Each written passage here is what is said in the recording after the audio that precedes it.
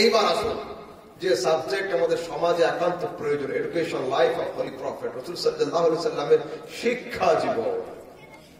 বর্তমানে আমার অনেক ভাই, এডুকেটেড ভাই, তারা ইউটিউব, ফেসবুক আর বিভিন্ন মাল্টিমিডিয়াকে সামনে নিয়ে নবী সাল্লাল্লাহু আলাইহি সাল্লামকে নিরক্ষর প্রমাণ করার জন্য ব্যস্ত হয়ে পড়েছেন।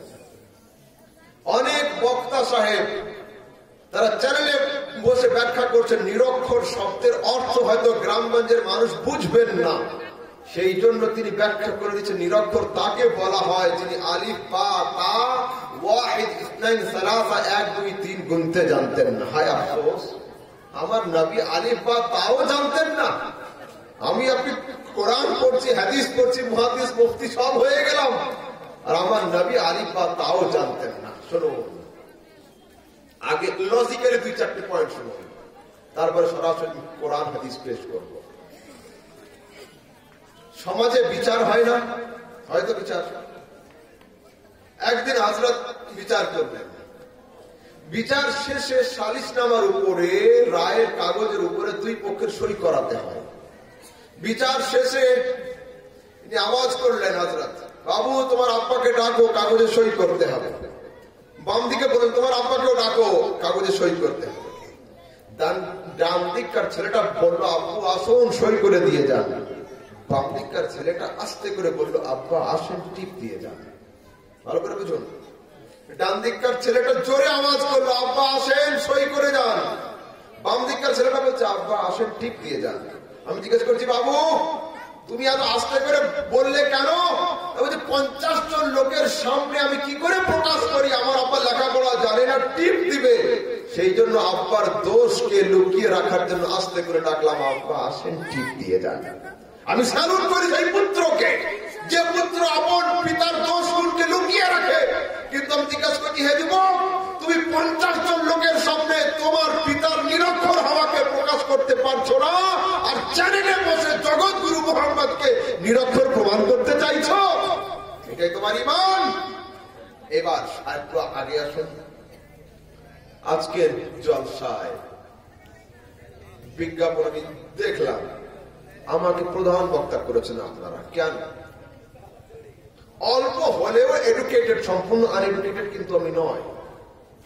ছোট মোটো হলেও আলেম, পুরাপুরি জাহেল কিন্তু আমি নয়। বলে কিন্তু হযরত আমাকে কোনো মতেই দাওয়াত করতেন না। তো জগৎবাসী, যিনি আপনার জলসার প্রধান বক্তা তিনি যদি এডুকেটেড হন, যিনি বিশ্ব জলসার প্রধান বক্তা মুহাম্মদ রাসূলুল্লাহ তিনি আনএডুকেটেড হবেন? এই কথা কি মাথায় আসে? মাথায় আসে না। যিনি আপনার জলসার সভাপতি তিনি যদি এডুকেটেড হন, তিনি বিশ্ব জলসার সভাপতি মুহাম্মদ রাসূলুল্লাহ তিনি নিরক্ষর হবেন? হাউ ক্যান ই সে? এমন কথা আপনি কি করে বলতে পারেন? নেভার, ইম্পসিবল, সম্ভব নয় এমন কথা। কিন্তু সমাজের মানুষ বলছে। চলুন আরেকটু আগে যাই। আমার আগে হযরত মাওলানা সাবির সাহেব ওয়াজ করলেন, পরে আমি, তার আগে হযরত ওয়াজ করেছেন।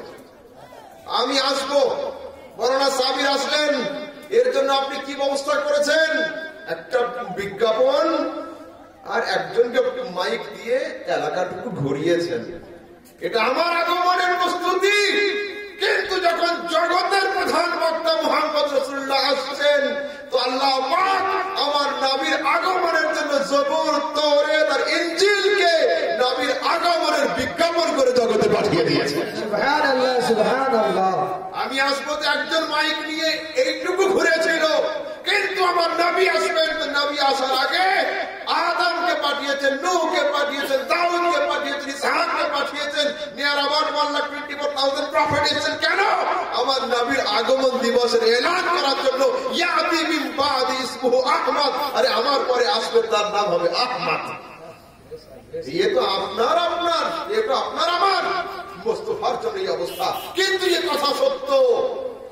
কথা সত্য, আমার নবী জগতের কোন স্কুল, কলেজ, মাদ্রাসা, মক্তব, ইউনিভার্সিটিতে তিনি পড়েন নাই। এই কথার অস্বীকার কেউ করতে পারবে না। কিন্তু কেন পড়েননি শুনুন মন দিয়ে। বর্তমান যিনি ভারতের প্রাইম মিনিস্টার, উনি কি বড় এডুকেটেড মানুষ? এডুকেটেড না, বড় এডুকেটেড নন। এর আগে যিনি ছিলেন ডক্টর মনমোহন সিং, বড় মাপের এডুকেটেড ছিলেন, হায়ার এডুকেটেড ম্যান ছিলেন তিনি। উনি ক্যামব্রিজ বিশ্ববিদ্যালয় থেকে পিএইচডি করেছিলেন। তো উনি একদিন ভারতের লালকেল্লায় দাঁড়িয়ে 15ই আগস্ট বক্তব্য রাখছেন। ওনার বক্তব্যকে লাইভ টেলিকাস্টে দেখানো হচ্ছে। টেলিভিশনের উপরে দেখতে দেখতে ওনার একটা গৃহ শিক্ষক, তিনি ছোটবেলায় ওনাকে অঙ্ক করিয়েছিলেন, উনি তাড়াতাড়ি নাতিগুলোকে ডাকছেন, বাবু দেখ এর নাম মনমোহন, ছোটবেলায় আমার কাছে অঙ্ক করতে আসতো। আমি এ প্লাস বি হোল স্কয়ারের সূত্র জিজ্ঞাসা করেছিলাম। তো A plus B whole square, A square plus 2ab plus B square, B square বলতে ভুলে গিয়েছিল। মনমোহনের কান ধরে থাপ্পড় দিয়েছিলাম। আজ আমার জন্য গৌরবের কথা যে আমারই ছাত্র ভারতের প্রাইম মিনিস্টার হয়েছে।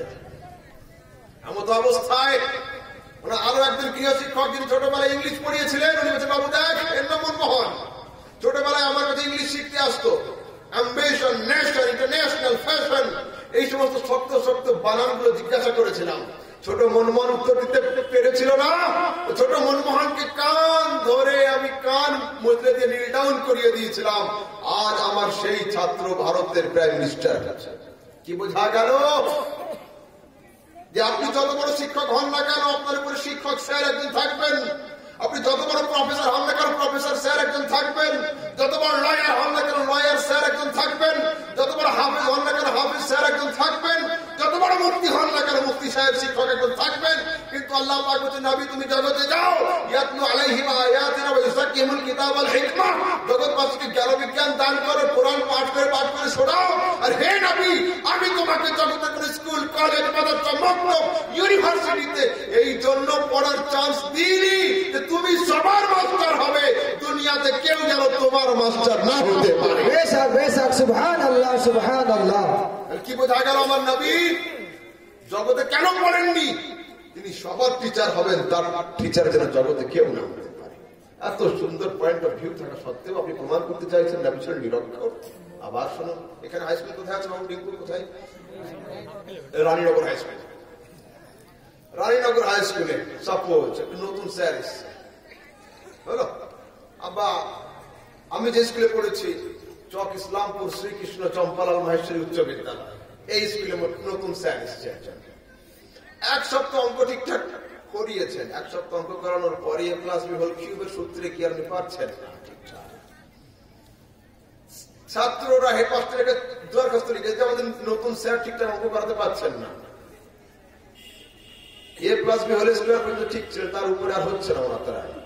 হেডমাস্টার সাহেব ভিতরে ভিতরে ভিতরে ভিতরে খবর নিয়ে দেখছেন মাস্টার সাহেব 8 পাস। চান্স পেয়েছেন কোথায়? উচ্চ মাধ্যমিক বিদ্যালয়ে, ভুয়ো সার্টিফিকেটের বলে। এই মাস্টারের আশাতে যতটা দোষ না হবে, মাস্টারের চ্যান্সেলর উপরে কেস করা হবে যে আপনি জাল সার্টিফিকেটের বলে অমুক লোককে অমুক জায়গায় চান্স দিলেন, কত লক্ষ টাকা ঘুষ দিয়েছিলেন বলেন। এই তো আপনার স্কুলের চ্যান্সেলর, আপনার মাদ্রাসার চ্যান্সেলর কে? আমার নবীর চ্যান্সেলর কে? আরে আপনার স্কুলের মাদ্রাসার চ্যান্সেলর হচ্ছে মোল্লা, আমার নবীর চ্যান্সেলর স্বয়ং আল্লাহ। যদি বলেন আমার নবীর এডুকেশনে কমই ছিল, নবীর শিক্ষায় কমই ছিল, তো নবীর আশাতে দোষ হবে না। নবীকে যিনি চান্স দিয়েছেন খোদা, তার সিলেকশনে ভুল হবে। আর যে খোদার সিলেকশনে ভুল ধরবে, at that moment out of Islam হয়ে যাবে। খোদার কাজে ভুল ধরার স্পর্ধা কারণ নেই। একজন মানুষ আল্লাহর কাজে ভুল ধরবে বলে বেরিয়েছে, খোদার কাজে ভুল খুঁজে খুঁজে খুঁজে খুঁজে দুটো জিনিস পেয়েছে সামনে। কি? লাউ গাছ আর লিচু গাছ। লাউ গাছ নরম, নিচে দাঁড়াতে পারে না, লিচু গাছ ট্রেনে ভাঙা যায় না। তা বলছে লাউ গাছে যে দাঁড়াতে পারে না 10 কেজি ফল হয়, যে গাছকে ভাঙা যায় না ওতে 50 গ্রামের ফল হয়। তো আল্লাহ তৈরি ঠিকঠাক করেছেন, বাট সেটিং ফিটিং এ ভুল হয়ে গিয়েছে। লাউ গাছে লিচু হওয়া দরকার ছিল, লিচু গাছে লাউ হওয়া দরকার ছিল। আস্তাগফিরুল্লাহ। এই লোক একটি গ্রীষ্মকালে আমের মৌসুমে আম বাগান দিয়ে হাঁটছিল, মুর্শিদাবাদের আম বাগান, রোদ পড়ছিল উপরে। হাঁটতে হাঁটতে ক্লান্তি ভাব এসেছে, একটা সাদুল্লাহ আম গাছের নিচে আকাশের দিকে মাথা করে মুখ করে শুয়ে পড়েছে। একটা পাখি এসে বসেছে আম গাছের ডালের উপরে, পাখির ঝাপটে 250 গ্রাম সাদুল্লাহ আম পড়েছে কপালের উপরে। উঠে বলছে আল্লাহ তোমার তৈরিও ঠিক, সেটিং ফিটিং 250 গ্রামের আম পড়লো, মাথা ফুলে আলু হয়ে গেল। 10 কেজি ওজনের কুমড়ো পড়লে মস্তক আমার ফ্র্যাকচার হয়ে গেল। কি বোঝা গেল? খোদার কুদরত, খোদার কাজ, খোদার ক্রিয়েশন বুঝতে পারলে আলহামদুলিল্লাহ, না পারলে সুবহানাল্লাহ। খোদার কাজে ভুল ধরা চলবে না। আমি রাইট? ঠিক বলছি? তারপরে আরেকটু আগে আসুন। আমরা জানি না, হয়তো আপনাদের মেধা আমার থেকে বেশি, সম্ভব, মেবি পসিবল। আমি আমার কথা বলছি, যখন মাধ্যমিকের প্রিপারেশন নিয়েছি, ক্লাস 6, 7, 8, 9 এর পড়াগুলো হুবহু লাইন বাই লাইন সবগুলো মুখস্থ ছিল না, কিছুটা ভুলে গিয়েছিলাম। যখন উচ্চ মাধ্যমিকের প্রিপারেশন নিয়েছি, মাধ্যমিকের পড়াগুলো পুরো সিলেবাস স্মরণে ছিল না। যখন গ্রাজুয়েশনের প্রিপারেশন নিয়েছি, উচ্চ মাধ্যমিকের পড়াগুলো ভুলেছিলাম। আজ আমরা আজ মুখস্থ করি, কাল ভুলে যাই, কাল মুখস্থ করবো, পরশু ভুলে যাব। আল্লাহ পাক কোরআন শরীফের 30 নম্বর পারাতে বলছেন, আয় নবী, জগতের মানুষ আজ মুখস্থ করে, কাল ভুলে যায়, কাল মুখস্থ করবে, পরশু ভুলে যাবে। কিন্তু আয় নবী শোনো, সানুপরিউকা ফালা তানসা, আমি তোমাকে এমন পড়াবো তুমি কিয়ামতের দিন পর্যন্ত ভুলতেই পারবে না। সুবহানাল্লাহ, সুবহানাল্লাহ। আগামীকাল আমি চলে যাওয়ার পরে হাদিসটা জয়ীফ বলে গিয়েছে, হুজুর কি সহিহ, এ কথা বলার কোনো স্পর্ধা থাকবে না। কোরআনের শুরু থেকে নিয়ে শেষ পর্যন্ত, এ থেকে নিয়ে জেড পর্যন্ত, স্টার্ট থেকে এন্ড পর্যন্ত সবগুলোই সহিহ। মুসলমান হলে নত শিরে নির্বিঘ্নে আমার প্রত্যেকটা কথার উপরে ঈমান রাখতে হবে, অন্যথায় আউট অফ ইসলাম হতে হবে। কোরআন শোনাচ্ছি আমি, আল্লাহ পাক সানুপরিউকা ফালা তানসা, আমি তোমাকে এমন পড়াবো তুমি কিয়ামতের সকাল পর্যন্ত তা ভুলতেই পারবে না। নবীকে হলো। আর একটু আগে আসুন, এখানে হাই স্কুল কলেজের ছেলে আছো কেউ? বাবু আছো? হাই স্কুলে পড়ো?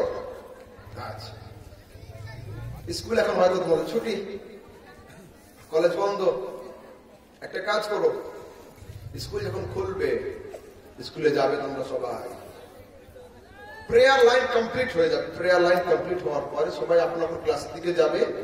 তোমরা 2 জন ছেলে ক্লাসে যাবে না, হেডমাস্টারের রুমের সামনে গিয়ে দাঁড়িয়ে থাকবে। হেড স্যার অফিসিয়াল কাজ করবেন, করতে করতে মাথা উঁচু করবেন, কি হলো বাবু এখানে কেন, যাও ক্লাসে। বলবে স্যার আজ আমরা ক্লাসে যাব না, আজকে আমরা 2 জন আপনার সার্টিফিকেট কটা দেখবো। মাধ্যমিকে কত পেয়েছিলেন, উচ্চ মাধ্যমিকের র্যাঙ্ক কত ছিল, গ্রাজুয়েশন কোন সালে পাস করেছিলেন, স্যার আমরা দেখবো, আগামী কাল থেকে ক্লাস করবো বলে দেখবে একবার কি হয়। হেডমাস্টার সাহেব রুম থেকে একটা কাগজ নিয়ে বের হবে, বাবু টেক ইট এন্ড রিড, নাও পড়ো। নিজের সার্টিফিকেট নয়, ছেলেটার টিসি সার্টিফিকেট নিয়ে আসবে, get out from school, you are not student, বেরিয়ে যাবে স্কুল থেকে, তোমার ছাত্র নয়। কেন? কোন আদর্শ ছাত্রের স্পর্ধা হতে পারে না, আপন শিক্ষা গুরুর ডিগ্রি যাচাই করে। ঠিক তেমনই কোন আদর্শ উম্মতের স্পর্ধা হতে পারে না, আপন ধর্মগুরুর ডিগ্রি যাচাই করে। যদি কোন ছাত্র আপন স্কুলের হেডমাস্টারের ডিগ্রি যাচাই করে, তাকে টিসি সার্টিফিকেট দেওয়া হয়। আর যদি কোন উম্মতি ইসলাম বিশ্ববিদ্যালয়ের প্রিন্সিপাল মুহাম্মদ রাসূলুল্লাহর ডিগ্রি যাচাই করে, তাকে আউট অফ ইসলামের সার্টিফিকেট দিয়ে দেওয়া হয়, তাকে ইসলাম থেকে বের করে দেওয়া হয়। কেন? যে নবীর নাম না নিলে আপনার কলমা কমপ্লিট হয় না, যে নবীর নাম না নিলে আযান কমপ্লিট হয় না, যে নবীর উপরে দরুদ সালাম না পড়লে নামাজ কমপ্লিট হয় না, যে নবীর সুন্নাত না মানলে বিবাহ কমপ্লিট হয় না, যে নবীর তরিকা না নিলে কবরে শোয়া কমপ্লিট হবে না, যে নবীর শাফাআতের হাত না উঠলে জান্নাতে যাওয়া কমপ্লিট হবে না। আপনি সেই নবীকে প্রমাণ করতে চাইছেন তিনি আনএডুকেটেড ছিলেন? Wow, so nice, amazing. হ্যাঁ, আপনার তো লজ্জা থাকা দরকার ছিল। হে যুবক, এডুকেটেড ভাই, তোমরা তোমাদের বিবেক বুদ্ধিকে, নলেজকে, এডুকেশনকে কোন মার্কেটে বিক্রি করলে, কার হাতে তোমরা বিক্রি করলে? তোমরা তোমাদের আপন হাতের তলোয়ারকে দিয়ে আপন ইমানকে জবাই করো না। আজকে এইখানে বসে তওবা করে নিজের ইমানি পাসপোর্টকে রিনিউ করে নাও, অন্যথায় জান্নাতের ভিসা তোমাদের পাসপোর্টে লাগবে না। তোমরা সেই নবীকে প্রমাণ করতে চাইছো নিরক্ষর। জানো সেই নবী কি বলেছেন ১,৫০০ বছর আগে তোমাদের সম্পর্কে? শোনো একবার ভালো করে। আজ রাত জাগছো, রাত জেগে তার কথা শুনছো, তাকে তো দেখোনি, তাকে তো শোনোনি। চোখ দিয়ে দেখার পরে কারোর সঙ্গে লাভ অন্য জিনিস, বিন দেখে প্যার, না দেখে কারোর উপরে মহব্বত করা, না দেখে কারোর উপরে নিজের জানকে ফেদা করে দেওয়া, এ মহব্বত আলাদা। আজ তোমাদের অবস্থা কি, আমাদের অবস্থা কি? না নবীকে দেখেছি না সাহাবী, শুধু তার নাম শুনে এখনো পর্যন্ত তার নামের কলমা পড়ছি। তার জালওয়া কিন্তু দেখিনি, কিন্তু মনের আনন্দে ইয়া নবী সালাম আলাইকা বলে দাঁড়িয়ে পড়ি। দেখিনি তাকে, কিন্তু বলি আল্লাহুম্মা সাল্লি আলা মুহাম্মদ। দেখিনি তাকে, আসসালাতু ওয়াসসালামু আলাইকা বলে ফেলি। তো তোমরা যখন এত মেহনত করছো, নবী তোমাদের কি একটু খবর রেখেছেন কিনা সেটাও শোনো আমার কাছে। ১,৫০০ বছর আগে আমার নবী তোমাদের সম্পর্কে কি বলেছেন, আপনাদের সম্পর্কে কি বলেছেন শোনো। রাসূল একদিন সাহাবীদের নিয়ে বসে আছেন, দিয়ে বলছেন, সাহাবীগণ বলো তো দেখি, আইয়ুল খালকি আ'জাবু ইলাইকুম ঈমানান, তোমাদের কাছে আশ্চর্য রকমের ঈমান কাদের? আশ্চর্যের ঈমান কাদের? ক্বালু আল মালায়েকা। সাহাবায়ে কেরাম বলছেন ফেরেশতাদের ঈমান আশ্চর্য রকমের। রাসূল বলছেন ওয়া মা লাহুম লা ইউমিনুন ওয়া হুম ইনদা রাব্বিহিম। ফেরেশতাদের ঈমান আশ্চর্য রকমের হবে কি করে? তারা তো খোদার সান্নিধ্যে থাকে, দরবারে ইলাহিতে থাকে, তারা যদি ঈমান না নিয়ে আসবে তো ঈমান আনবে কে? ক্বালু ফান্নাবিয়ুন, ফেরেশতাদের ঈমান যদি আশ্চর্যের না হয় তাহলে নবীদের ঈমান আশ্চর্যের হবে। রাসূল বলছেন ওয়া মা লাহুম লা ইউমিনুন ওয়াল ওয়াহয়ু ইয়ানজিলু আলাইহিম, তাদের ঈমান আশ্চর্য হবে কেন? খোদার ওহী তাদের উপর অবতীর্ণ হয়, তারা যদি ঈমান না নিয়ে আসবে ঈমান আনবে কারা? তখন সাহাবায়ে কেরাম সন্তুষ্ট হয়ে ফানাহনু ইয়া রাসূলুল্লাহ, তাহলে আমাদের ঈমান আশ্চর্যের হবে। বলছে তোমাদের ঈমান আশ্চর্য হবে কেন? ওয়া আনা বাইনা আযহরিকুম, আমি তো তোমাদের সামনে রয়েছি, আমাকে দেখে ঈমান আনবে না তো আর কি হবে? একজন লোক ৬০ বছর বয়স, সেই সময় বলছে আমার ৫ লিট করেনি। তো বড় কথা নয়, ৫ লিট করার বয়স তো নয় এখন। ২৫ বছরে যদি কেউ গিয়ে ৫ লিট করার না হয়, এটা হচ্ছে বড় কথা। তো বলছে আমি তোমাদের সামনে আছি, আমাকে দেখে ঈমান আনবে না তো আর কি করবে? তখন সাহাবায়ে কেরাম বলতে বুঝতে কার ঈমান আশ্চর্য রকমের? রাসূল বলছেন কওমুন ইয়াতি মিন বাদি, আরে এমন সম্প্রদায় দুনিয়াতে আসবে, তোমরা তো আমাকে দেখে ঈমান নিয়ে এসেছো, তারা না দেখে আমার নামের কলমা পড়বে, দুনিয়াতে তাদের ঈমান সবচেয়ে আশ্চর্য রকমের। বেশক বেশক সুবহানাল্লাহ। আপনারা এবার শুনুন আরেকটা হাদিসে আমার নবী ১,৫০০ বছর আগে আপনাদেরকে ৭ বার থ্যাংক ইউ জানিয়েছেন, ৭ বার ধন্যবাদ জানিয়েছেন, ৭ বার মুবারকবাদ পেশ করেছেন আপনাদেরকে ১,৫০০ বছর আগে। রাসূল বলছেন তুবা লিমান রাআনি ওয়া আমানা বি, যারা আমাকে দেখলো এবং ঈমান আনলো আমি তাদেরকে একবার ধন্যবাদ জানালাম। ওয়া তুবা সাবআ মাররাতিন লিমান আমানা বি ওয়া লাম ইয়ারানি, আর আমি তাদেরকে ৭ বার শুভ সংবাদ জানালাম, ধন্যবাদ দিলাম, থ্যাংক ইউ বললাম, যারা আমাকে না দেখে আমার নামের কলমা পড়ে নিয়েছে। হায় আফসোস, যে নবী ১,৫০০ বছর আগে আপনাকে ৭ বার ধন্যবাদ জানিয়ে গেল, আপনি বর্তমানে চিন্তা করছেন সেই নবীর উপর দরুদ সালাম পড়া চলবে কি চলবে না, ইয়া নবী বলা চলবে কি চলবে না? হায় আফসোস, একজন মানুষ যদি জন্মের পর থেকে মৃত্যু পর্যন্ত দুনিয়ার কোন কাজ না করে শুধু দরুদ আর সালাম পাঠ করতেই থাকে, তবু নবীর হক কিন্তু আদায় হবে না। আরেকটু আগে আসুন, যাচাই তো চলছে যে নবী জানতেন কতটা। শুনুন, যাচাই কতক্ষণ চলে, যাচাই কে কে করে। একদিন হযরত মাওলানা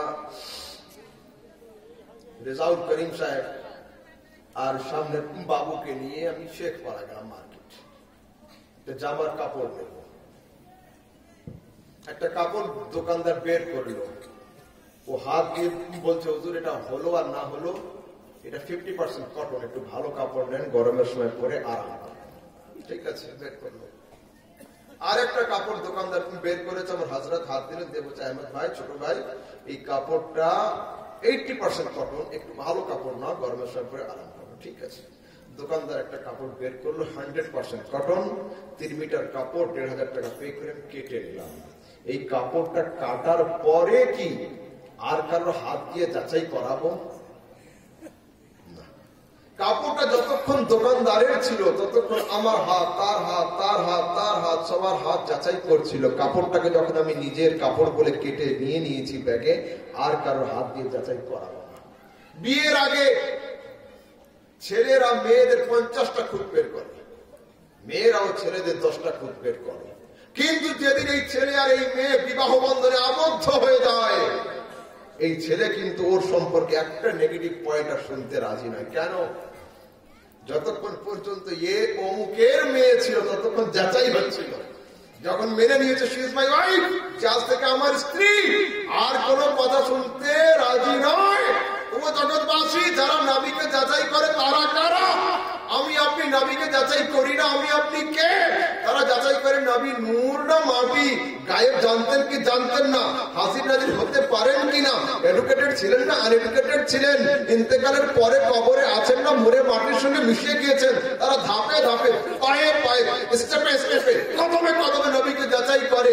আমরা যাচাই করি না, তারা যাচাই করে। কেন? তারা নবীকে এখনো নিজের বলে মানতে পারেনি, সেই জন্য বারবার যাচাই করে। আমরা করি না কেন? মেনে নিয়েছি আমাদের নবী, যখন বলে দিয়েছি আমার নবী, যাচাই করাকে হারাম করে দিয়েছি। এইবার হাদিস শুনুন, সরাসরি মুসলিম শরীফের সহিহ হাদিস। মেরাজ তো সবাই জানেন, নবীর মেরাজ হয়েছিল না? মেরাজ থেকে ফেরার পরে সকালবেলা মক্কার কাফেররা নবীর কাছে আসলো, এসে বলছে, নবী আমরা শুনলাম তুমি মেরাজে গিয়েছিলে, is it right or wrong? এটা ঠিক না ভুল? Yes, I went yesterday night, গত রাতে গিয়েছিলাম। তো রাসূল বলেন, লাকাদ রাআইতুনি ফিল হিজর ওয়া কুরাইশ তাসআলুনি আন মাসরায়া ফাসআলাকুনি আন আশিয়া মিন বাইতুল মুকাদ্দাস লাম উসবিতহা ফাকুরিবতু কুরবাতান মা কুরিবতু মিথলাহু কাত ফারাফাহু আল্লাহু লিমানজুরু ইলাইহি। তখন মক্কার কাফেররা বলছে, যদি আপনি মেরাজে গিয়ে থাকেন বলুন তো দেখি, ফিলিস্তিনের বাইতুল মুকাদ্দাসের দরওয়াজা কয়টা, জানালা কয়টা, ধাপি কয়টা? অনেক লোক হাজী সাহেব হজ করে আসছেন। হজ করে আসার পরে সকালে তার বাড়িতে আমি আপনি উপস্থিত হচ্ছি। হাজী সাহেব খেজুর দিলেন, খেলাম, পানি দিলেন, পান করলাম। খেয়ে চাচা হজ করতে গিয়েছিলেন? হ্যাঁ বাবা গিয়েছিলাম। কাবা তওয়াফ করেছেন? হ্যাঁ কাবা ঘর খুব ঘুরেছি। বলুন তো কাবা ঘরের চারদিকে কটা হ্যালোজিন বাল্ব লাগানো আছে? বলতে পারলে হাজী মানবো, নয়তো মানি না। নবীর মসজিদে নামাজ পড়েছেন? হ্যাঁ 40 ওয়াক্তের নামাজ পড়েছি ওখানে, 8 দিন থাকতে হয়। আচ্ছা বলুন তো নবীর ঘরে মসজিদের মধ্যে কটা মাইক্রোফোন লাগানো আছে? বলতে পারলে মানি, হাজি না তো মানি না। একজনকে জিজ্ঞাসা করছি, তোমাকে দেখতে পেলাম না, কালকে কোথায় গিয়েছিলে? তো বলছে হযরতকে নিয়ে হাজাত বাড়ি দেখতে গিয়েছিলাম। সত্যি যদি গিয়ে থাকিস বল দেখি হাজাত বাড়ির ধাপি কয়টা আছে? বলতে পারলে লালবাগ যাওয়া মানবো না তো মানবো না। এ কথা কি হয়? এ কথা হয় না। কিন্তু মক্কার কাফেররা তো অসভ্য ছিল, বদমাশ ছিল, বর্বর ছিল। তারা নবীকে হারানোর চেষ্টায় থাকতো, নবীকে ফেল করানোর টার্গেটে থাকতো। কিন্তু নবী বলতে গরিব করবো তার মা গরিব তুমি তাও কাঁদতো। আমি নবী মক্কার কাফেরদের প্রশ্ন শুনে এত হয়রান হয়েছি, এত হয়রান হয়েছি, এমন হয়রান লাইফে কোনোদিন আমার আসেনি। আমি মনে মনে চিন্তা করছিলাম, আয় আল্লাহ, তোমার নবী কি মক্কার কাফেরদের প্রশ্নের উত্তর দিতে পারবে না? মনে মনে চিন্তা করছিলাম। এমন অবস্থায় আল্লাহ পাক ফিলিস্তিন দেশ থেকে পুরো বাইতুল মুকাদ্দাসের স্ট্রাকচারকে উঁচু করে আমার চোখের সামনে হাজির করে দিয়েছে। সুবহানাল্লাহ, সুবহানাল্লাহ। কোন চোখে দেখছিলাম মক্কার কাফেরদের উত্তর দিয়ে দিচ্ছিলাম। অবশেষে আসছে মক্কার বিজ্ঞ কাফের, এডুকেটেড কাফের। কে? আবু জাহল। ওর নাম কি ছিল? আবুল হেকাম। ওকে সারা সমাজের লোক বলতো জ্ঞান বিজ্ঞানের বাপ। আবুল হেকাম মানে জ্ঞান বিজ্ঞানের বাপ। এত বড় পণ্ডিত ছিল। সবার শেষে গভীর জলের মাছ আস্তে আস্তে আসছে নবীর কাছে, ভারী ভারী আওয়াজে, নবী শুনলাম তুমি মেরাজে গিয়েছিলেন, এটা কি ঠিক কথা? হ্যাঁ গিয়েছিলাম। দৌড়ে চলে গেছে আবু বকর সিদ্দিকের বাড়ি। গিয়ে বলছে, আবু বকর আমি শুনলাম তোমার নবী, তোমার মোহাম্মদ দাবি করছেন মেরাজে গিয়েছিলাম, কি বলছো বলো?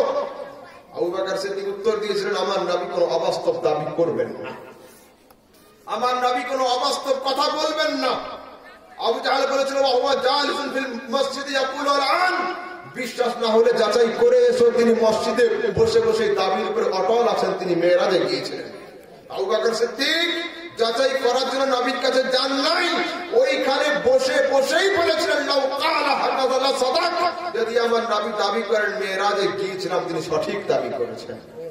আবু জাহেল তো বুদ্ধিমান ছিল। আবু জাহেল জিজ্ঞাসা করছে, তুমি কি করে এই কথা বলতে পারলে যাচাই না করে? বলছে, শুনুন, আমি কোন মুখকে যাচাই করব, কোন জুবানকে যাচাই করব? আরে যে মুখ বলেছে লা ইলাহা ইল্লাল্লাহ, আমি না দেখে মেনে নিয়েছি, সেই মুখ বলছে আমি মেরাজে গিয়েছিলাম। তো যদি লা ইলাহা ইল্লাল্লাহতে কোনো ডাউট না থাকে, আমি মেরাজে গিয়েছিলাম, এতেও কোনো ডাউট থাকতে পারে না। বেশক বেশক সুবহান। এইবার কিন্তু আবু জাহেল তো বড় পণ্ডিত ছিল, সাইকোলজির ভাষাতে এটাকে মেন্টালি অ্যাটাক বলা হয়। আবু জাহেল সঙ্গে সঙ্গে সিম্পল কোশ্চেনকে ক্রিটিক্যাল করে জিজ্ঞাসা করছে, তুমি বুদ্ধিমান মানুষ হয়ে যাচাই করলে না তো? এটা টেকনিক থাকে মানুষের, তুমি বুদ্ধিমান হয়ে যাচাই করলে না তো? এইবার শুনুন, ওইখানে কে ছিল? ওখানে দুটো আবু ছিল। এক আবু নবীকে যাচাই করছিল, এক আবু বিনা যাচাই নবীর কলমা পড়ছিল। যে আবু নবীকে যাচাই করছিল তার নাম আবু জাহাল, যে আবু নবীকে যাচাই করছিল না তার নাম আবু বকর। নবীকে যাচাই করা আবু জাহালের সুন্নাত, বিনা যাচাই নবীর কলমা পড়া আবু বকরের সুন্নাত। বর্তমান যুগে যারা নবীকে যাচাই করবে তারা আবু জাহাল পন্থী, বিনা যাচাই যে নবীকে মানবে সে হচ্ছে আবু বকর পন্থী। ডাক্তারের কাজ ওষুধ লিখে দেওয়া, প্রেসক্রিপশন কিনে ওষুধ খাইয়ে দেওয়া নয়। আই ক্যান সাজেস্ট ইউ, আমি জাস্ট আপনাকে দুটো এয়ারপোর্ট, দুটো রাস্তা, দুটো বাস স্টপ দেখাতে পারি। এইটা হচ্ছে আবু জাহেলের, এটা হচ্ছে আবু বকরের। এবার কোন রাস্তায় চলবেন আপনি, as you like, as you want, যেটা ইচ্ছা সেটা আপনি চলতে পারেন। আমি আপনাকে এই কথা বলতে পারবো এই রাস্তায় চলো, এই রাস্তায় চলো না, নেভার। আমি জাস্ট আপনাকে পরামর্শ দিতে পারি, হলো বাস। এই সাবজেক্ট